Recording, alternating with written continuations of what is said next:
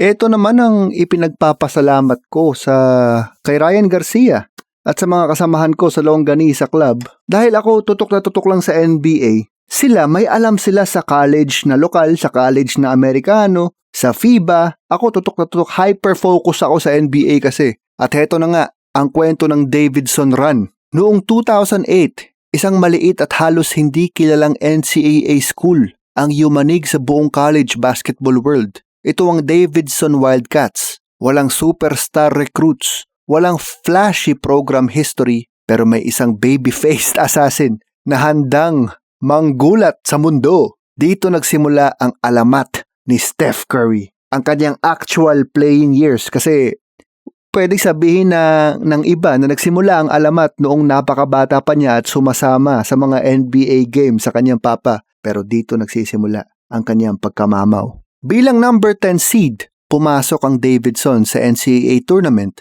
na halos walang naniniwala sa kanila. Sa totoo lang, Plok, bago si Steph Curry, hindi nga pamilyar sa akin yung Davidson na school. Para sa marami, first round exit lang ang inaasahan. Pero mula pa lang sa simula, ramdam mo nang may kakaiba sa kupunan na ito. Sa first round, nakalaban nila ang Gonzaga, isang legit powerhouse. Tuon pa lang nagpasabog na si Curry ng clutch shots at tinulungan ng Davidson na patumbahin ang mas malakas na kalaban. Natapos si Steph ng may 40 points, 30 dito ay sa second half. Biglang napatingin ang buong basketball world sa anak ni Del Curry. May idea na ang mga tao na nandito ang anak ni Del pero napapatanong pa rin, sino ba tong batang to?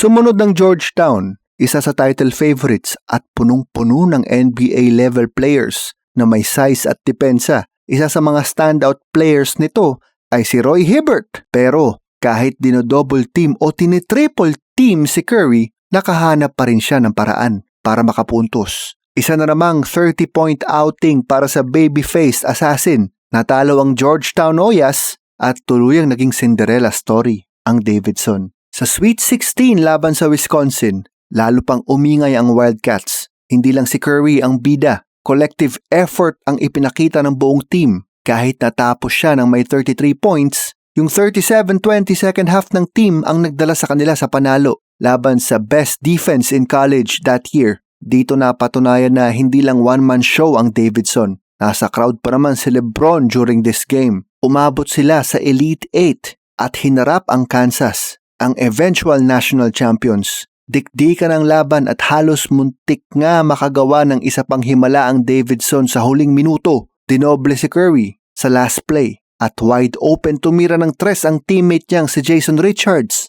Isang clutch play lang sana ang pagitan ng Wildcats at Final Four history, pero wide left ang tira ni Richards. At dito na nagtapos ang Cinderella story ng kupunan. Natalo sila 59-57. Bagamat natapos ang kanilang run sa Kansas, panalo pa rin ng Davidson sa mata ng basketball world. Si Curry ang naging leader scorer ng buong tournament at isa sa pinaka-pinag-usapang player sa mundo ng college basketball. Ang 2008 Davidson run ay patunay na hindi sukatan ang laki ng paaralan o pangalan ng programa. Puso, tapang at tiwala sa isa't isa ang nagdala sa kanila sa kasaysayan. Underrated kung maituturing, parang istorya lang ng bida nito na si Steph Curry. Oo nga, Plok, kung tutuusin, hindi kaagad bongga ang mga unang taon ni Steph Curry sa liga. Matagal siyang naghintay bago dumating sa Steph Curry status. At ang run na ito ng Davidson ay isang run na hindi malilimutan. Solid na naman mula kay Ryan Garcia. Hindi ko alam itong mga to Kaya happy ako dito sa bagong system namin. Hindi ko na nire-review mga sulat ni Ryan Garcia. Gusto ko na lang ma-entertain sa kung anong matututuhan ko. Kaya maraming salamat at maraming salamat sa iyo sa panonood. Luis Ascona Plok sa sulat ni Ryan Garcia. Hanggang sa susunod na episode ng Chambalero. Dumalaw ka na rin, Plok, sa chambalero.com.